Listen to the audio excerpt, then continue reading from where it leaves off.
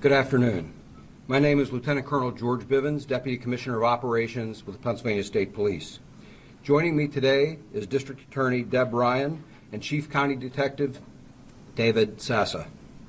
As you know, on the morning of Thursday, August 31st, inmate Danilo Cavalcante escaped from the Chester County Prison. As an update, earlier today we had a possible sighting of Cavalcante by a person in the vicinity of Longwood Gardens. A search of that area has been underway for the past few hours and continues at this time.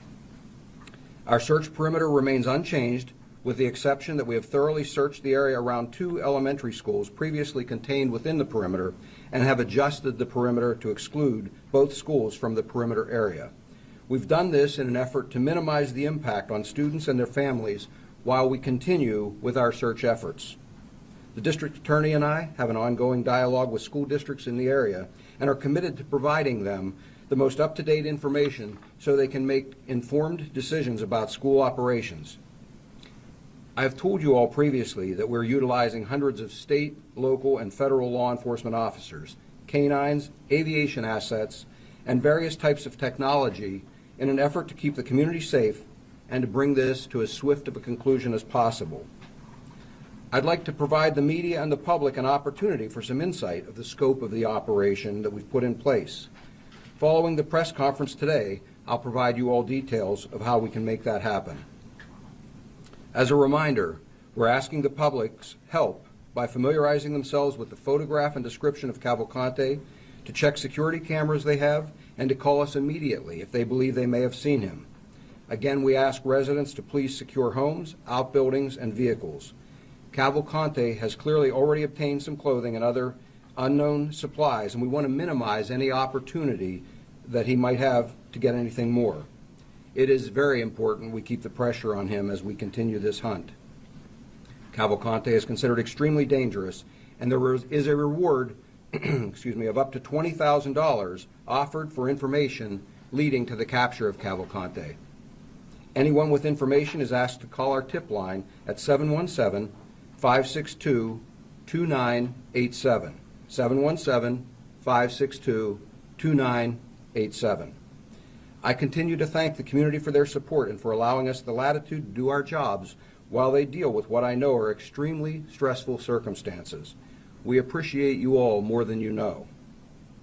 And I wanted to also, because we've had a number of inquiries, I mentioned an injury to one of our tactical dogs the other day, Loki, and I wanted to provide you all just a brief update. He is doing well, has been released from the hospital earlier today, and is expected to make a full recovery and return to work within the next week.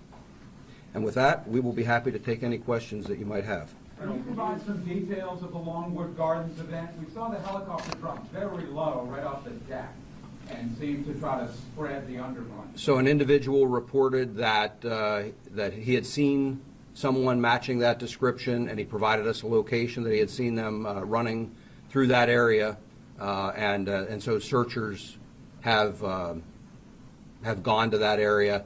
We're using people on foot. We have horses out there as well that are assisting with the search, tactical teams, and of course the aviation assets that you mentioned. How big is that area?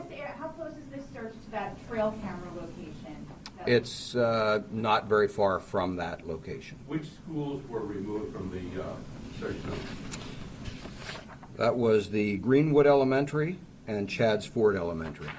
So how big is this radius now that we're looking at? I mean, initially it started within that 2-mile radius, then it moved to Longwood, then it was sort of Yes. east. Can you give us just an exact distance that you're searching over? The entire Yes, so it's about an 8 to 10 square mile area that we're looking at right now. It's a couple of miles across, but the total mileage would be about 8 to 10 square miles. Is What there is the outside of it? Is there any validity that he was actually at Walmart in East Marlboro Township? There was reported sightings there. I'm aware of that report, and we do not believe that was him. And given the newly released footage yesterday of his escape, he is so agile. Has law enforcement been looking up in trees and the foliage?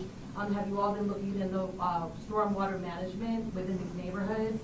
And then also, have you been going door to door in various neighborhoods for welfare checks? Of those, it's been a very thorough search. Harold, do you have a strategy for preventing him from escaping via the Brandy Line Creek We do. Can you elaborate on that? No. Colonel, what time was the sighting near Longwood reported? Just before noon. Today? Yes. Colonel, do you still believe he's within this 8 to 10 mile perimeter that you've set out? I have every reason to believe he is still within that perimeter, yes, sir. Can you tell us why you have every reason to believe that? We have had no sightings outside of that area. We have maintained as secure a perimeter as we possibly could. And then as recently as today, we have another reported sighting. What are the current sides of your perimeter? So it is bordered on the north by 926, on the east by 100 or Creek Road, on the south by Hillendale, and on the west by 52. Colonel, how much bigger is this perimeter today than, say, last Friday? It is larger. I couldn't tell you what the difference in size is, though, off the top of my head. But this is the same as yesterday, right? It is. Colonel, is there any evidence that he has obtained a weapon? Anything new on that front?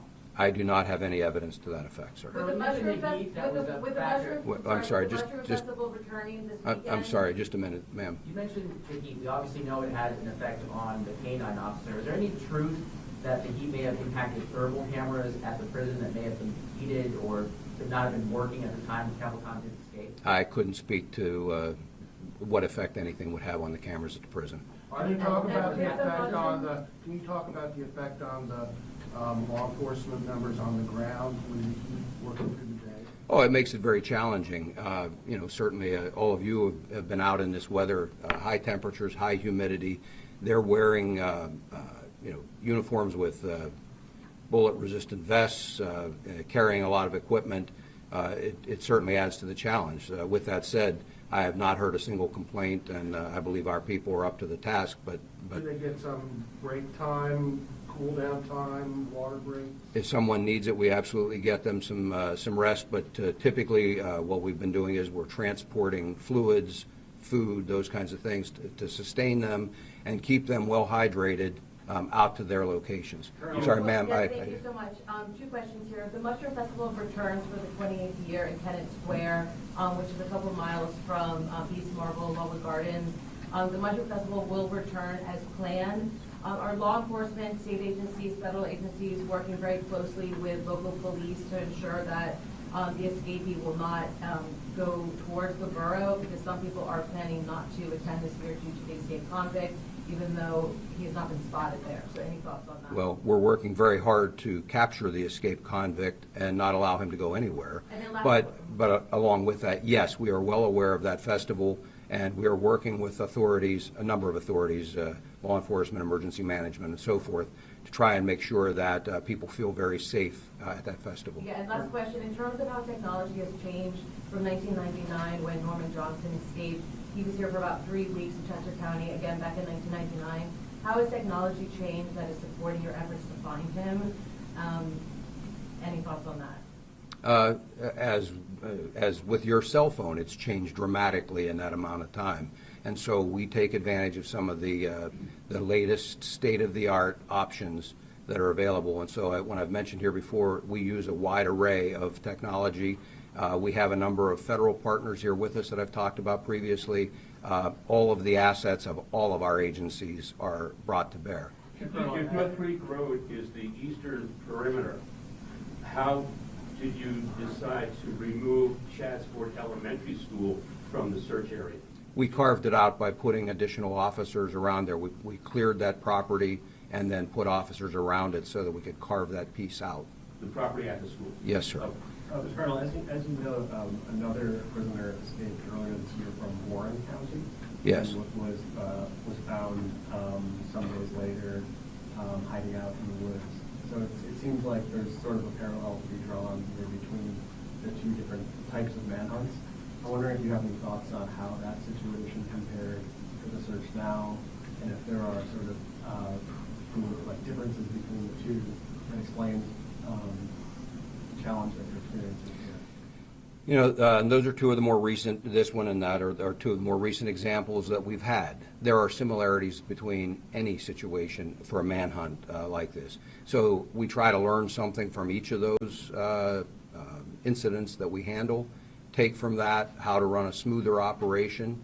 Our partners, in many cases, are the same. In fact, some of the people that are here from the federal agencies are some of the same teams and resources. I was on the Warren County search as well. So there's some of the same resources. Again, all of us take lessons learned from it. We adapt those to the different circumstances we find. And, there are different challenges with every particular search. If we moved 20 miles down the road, there would perhaps be some different challenges than what we have here. We would adjust to those. Yes, sir. There's been some speculation in the media that the heat-seeking technology, thermal imaging technology that you would use is not working because it's so hot. Is that correct? Is all the technology you're using in that regard working the way it should because of the heat? It is. It is. There's no Weather can certainly, detrimental effect. weather can certainly have an impact on it, but it does not take that technology out of the game at all. At times, to use the example of thermal imaging, you can get some additional hot spots, rocks, different things like that can cause a hot spot, but it requires you to check a few more things, but it does not diminish our desire to use it. Lieutenant, are you concerned that he is growing more desperate and yet more dangerous the time that he spends out in this weather and being hunted by you? I believe he becomes more desperate. I believe he has always been very dangerous, and I've said that from the start. He's already murdered 2 people, one in Brazil and one here, in a very brutal manner. He's a very dangerous individual, and he remains so. But Is now this the eighth confirmed sighting, or are there more? And can you kind of walk us through those 8? Because it seems like he's going back and forth, or are we out of order on the sighting numbers? I don't have all of those other sightings here in front of me, but I can get that for you, and we can talk about it another time. But yes, But 8 is correct? Yes, sir, it would be 8. What about homes? We know you've checked some homes before. Are you going back and rechecking homes? And if nobody's home, what are you doing? Are you checking the relatives just to make sure he's not in there? We are checking homes. We're talking to neighbors if we don't find somebody at that home, and then each one is handled on an individual basis. We typically can check, tax records, county records, to try and find an owner if we're just completely unsuccessful. But the biggest thing we look for immediately while we're there is any sign at all of forced entry. And we have found some open homes, and in those cases we try to obtain permission. Otherwise, through exigent circumstances, we can at least make sure that that home is not occupied by him. Indication that he's gotten into any of these homes? I mean, we've had people contact us saying they believe things have been taken or moved. On your end? I have not been able to confirm a single case to this point. It doesn't mean he hasn't, but I have not been able to confirm a single The case. family that said he was downstairs when they were upstairs. The family that said that they put Yes. the lights. Yes. That's not a confirmed, entry. I don't doubt that someone was down there. I cannot confirm that it was him. So that doesn't count in your 8? Have additional special forces arrived, sir? We have had tactical teams from all over the country come in and continue to come in. We have some additional resources that are arriving today, and part of the team arrived yesterday and will arrive today, and will become operational by tomorrow. So one of the things when I talk about after the press conference being able to give you some additional insight of how we can do this, we'll have an opportunity to talk about some of those teams tomorrow and give you some idea. I think, and I'll come back to some of your questions here in a minute, but I think what I would like you all to see is that there is an amazing operation going on here. There's a collaboration between local, state, and federal law enforcement agencies. This is not simply a situation where we have a police dispatcher sitting and taking a call and dispatching a police car to go and follow this up. It is a very sophisticated, well-staffed operation that I believe, again, when you have an opportunity to see some of that, there are some portions, obviously, that I can't show you everything, but I think you would have an opportunity to see enough of it to truly come away with an understanding of the effort that is being made to ensure that we end this as quickly as possible, to ensure the safety of the community. We absolutely understand their concern. I get it as a parent, why other parents are concerned about their children going to school, playing in the yard, all of those kinds of things. again, having been involved in a number of these searches, it is the same with every one of those, and we want to end this as quickly as possible. We'll throw every available resource at it to do Do it. you still have a What sense is of your confidence knowing that he's going back and forth from the same places again and again? What does that do to bolster some morale out here? Does it bolster? And what does that mean for your containment area? There is no impact on morale, as I said a few minutes ago. I have yet to hear a single complaint. I interact with our people. We have shift changes where we brief out, outgoing troopers and officers. The morale is high, and I talk to them when they come in after a lengthy shift and working in these conditions. Morale remains high. These are people who are volunteering to come here, many from out of the area, who are volunteering. In the case of state police, they're being paid. So I don't mean it to sound as though they're just volunteers, but they are asking their commanders to send them here. That's how high the morale Any is. sense of where he's going now, and then can you confirm that there was no equipment failure at the prison as it related to any heat that may have impacted any of the cameras or technology there that could have aided in his escape? I cannot speak again to the technology at the prison. That is not my focus at this point in time. My focus is on capturing him. There is an ongoing investigation there that I'm sure will reveal if there was any kind of a failure, or whether it was a failure of an individual or a group of individuals. That will all be determined and acted on appropriately. But for right now, again, the priority for me and our focus is on getting him back into custody. Well, you do have a sense of where he's going then? I have some ideas. Again, I can't get inside his head. I wish I could. I wish I could go right to where he is. So we use our experience, we use the information that's available to us, and then we also use any number of different techniques to try and push him, to try and get him to make a mistake, and to detect that mistake when it occurs. Was there a search of a train? Just one second, the gentleman back here. Can you explain why you can't just have this perimeter and then squeeze in and get him? Obviously, it's not that simple. You would have done it, but Yes. Why doesn't that work? For a number of reasons, it doesn't work. First of all, it's not just a perfect open piece of land that you can just march through. You've got businesses, residences, highways, hills, valleys, wooded areas that can't be pushed through. The number of people that it would take to contain that area and be able to walk shoulder to shoulder through that area and squeeze, and the amount of time that it would take, it's just simply not realistic to do that. If we were talking about one city block or something like that, it would be a different story. It's just too large of an area to be able to squeeze in and push like that. Yes, Lieutenant Colonel, could you provide an estimate as to how many personnel are currently at Longwood Gardens trying to track this guy down right now? And what tactics and what technology is being used at Longwood Gardens? Off the top of my head, I couldn't speculate. It'd be a large number of people. We don't break the perimeter, so we're not moving every single person there. We want to keep the perimeter secure while we move response teams there. And so I mentioned, tactical teams, aviation, mounted detail, some other foot searchers besides the tactical teams, canines. All of that is brought to bear. In terms of the specific number, I couldn't give that to you off the top of my head. at night still? Can you just confirm the account of the man who says he broke into his house? I'm sorry? There was a report of the man that says that Yes. he broke into his house, Mhm. and also whether he's using bloodhounds and if you don't, why not? We are using tracking dogs, and yes, I believe the account that someone broke in. I'm saying I can't conclusively prove that it was him. Has he left any traces that you have found? Traces of anything? Traces of clothing, food, like the one in western Pennsylvania campsites? Has he left any traces at all? We have not recovered anything that I can conclusively say was his at this point. Lieutenant Colonel, there was a lot of speculation yesterday about his training as a survivalist. A few years back, you led the search for Eric Green in the Poconos.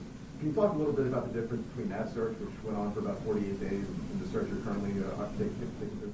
Again, as I said earlier, there are a lot of similarities between any of these searches. The difference there was the level of violence. We knew Freen was armed, and so both very violent individuals, very dangerous individuals. The difference is with Freen, you're hunting for a person with a rifle that will penetrate the body armor of any of the officers that are out there, and did penetrate the body armor of the corporal that he killed. And so it brings a different dynamic to that search. But there are a lot of similarities in the search as well. And again, that's where I tell you that we try to take lessons from all of those and bring those to the next job. So Longwood Gardens is west of 52. Is that outside your perimeter? And I believe today was the first day it was open. Was it Yes, Longwood Gardens proper is out there. They have additional property that is within the perimeter, and it's in the vicinity of that I'm speaking. And was that area was not open to the public today because it was inside the perimeter? I can't speak to whether Longwood Gardens had that piece open or not. There wasn't anybody in there. So not all of Longwood Gardens is in the perimeter, correct? Correct. Do you still have men searching at night? Yes. Lieutenant, this is a question maybe for the district attorney or the chief. Neighbors adjacent to the prison spoke to us today about their concerns for their safety, not the first time that someone escaped from the prison, but now the second time. They are curious about alerts. In May, they're on record today saying that in May, there was no siren, there was no warning. I know you don't speak for the county, but as a chief law enforcement officer for Chester County, how can you assure these neighbors that they're not everyone for themselves out there on their properties? So I understand that alerts do go out. The first prison escape in May, he was captured within 5 minutes, is my understanding. So I don't even know if there was a time for an alert to go out, but I don't know that information conclusively. They are sending out alerts repeatedly through reverse 911 calls, and they keep expanding the perimeter and the radius to where they send those locations or those notifications. So they are on high alert, and those communities that are affected immediately are alerted right away. So I know that the time frame is very rapid from when they are alerted and until when they have an incident. Concerned though that, I know it's under investigation, but this is supposed to be a facility that holds in these dangerous people, this guy's convicted of murder. Absolutely. This is an outrage. This should have never happened. You know that I was the prosecutor who was assigned to this case, and I helped convict this man, and he was sentenced to life without parole. We're all upset. We're all concerned, and there will be a thorough investigation, and that will be made public at some point. District Attorney Ryan, can you speak to the victim of Deborah for a moment and her family? And I'm assuming that the family has protection right now, even though he's not here now. They do have protection, and they are terrified. They haven't left their home. They're barricaded inside and very concerned about their safety. We do have police detail around them 24 hours a day, but I know they're very, very worried. Ms. Ryan, when you send him back to Chester County Prison? He will not be going back to Chester County Prison. And when captured, what charges might he face? What does this bring from a criminal liability? He's charged with escape right now. That's a felony. Where will he go if not to Chester County Prison? He'll go to a state correctional institution. The one that he was sentenced to? He hadn't been assigned to anyone yet. He was on the way to Smithfield to be assigned to another location. Sorry if this is already asked, but will you all release the video of the keeper of both escape?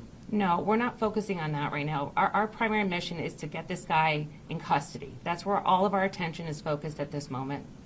Ms. Ryan, did your office answer the motion seeking a retrial or a resentencing for this defendant, Mr. Cavalcante? I know the judge denied it, but did your office have a response to their pursuing a new trial? We did not respond. The judge decided that on his own. Yes. Just a follow-up question for Lieutenant Colonel Bivens. We've talked to someone who has taken it upon himself to enter into wooded areas and look for a Cavalcante, obviously, because he's someone who believes they're a vigilante in this case. What is your message to people who may think that they would be empowered to do such? First of all, they have no authority other than that of a private citizen to do it. They are risking drawing away law enforcement resources because someone else may see them and report them, and we end up having to go investigate that and draw resources away. So I would ask them not to do it. I can't prevent them from doing it, but they have no authority and run the risk of, depending on what action they take, getting themselves in trouble. To confirm that, so the most recent sighting, you said was at Longwood Gardens, but it's not Longwood Gardens? No, I said it was in the vicinity. It was near Longwood Gardens. Yes. In the vicinity of the property, that's not the primary Longwood Gardens property? Yes.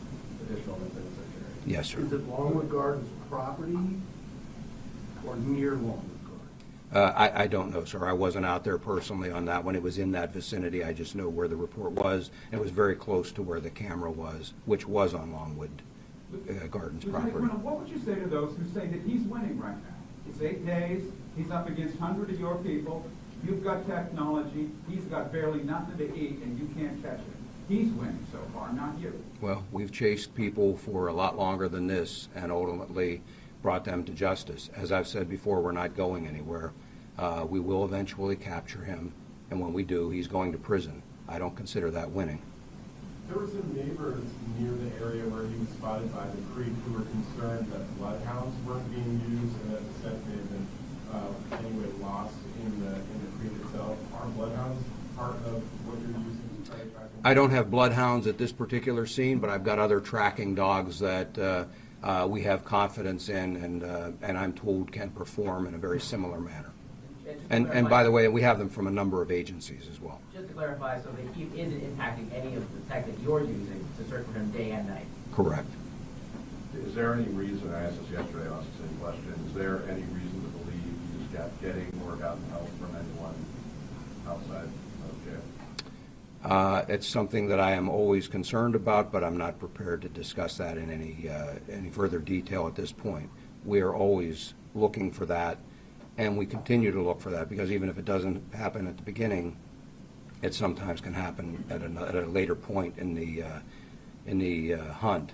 And so it's something we're always aware of, but I'm not prepared to discuss it any There was a further. report that there was a train stopped and searched in the Route 1 area. There was a train that was stopped there.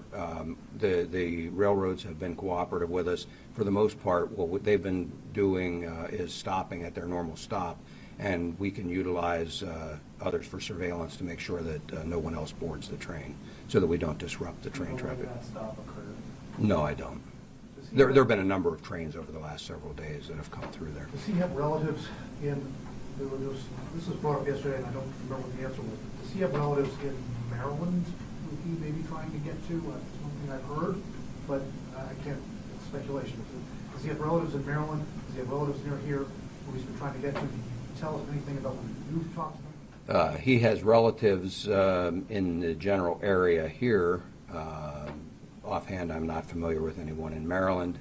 If he's trying to get to those, I wouldn't be able to tell you that at this point. Have you spoken to them? Have you tried to get cooperation from them? We have spoken to relatives, and I can't go any further than that. Yesterday you said something about, you still believe he's heading south, but you couldn't elaborate on that. Can you go further today? No. Okay. All right. Again, thank you very much for your help in getting this word out, keeping the public informed, and we'll talk afterward here about tomorrow. Okay? Thank you.